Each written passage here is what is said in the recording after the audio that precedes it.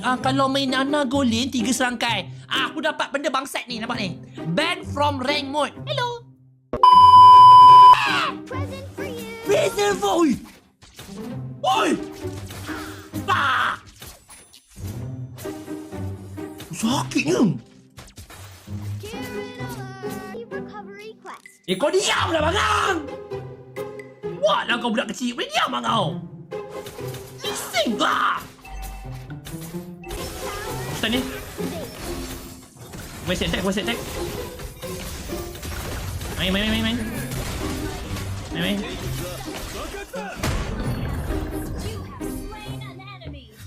Purify.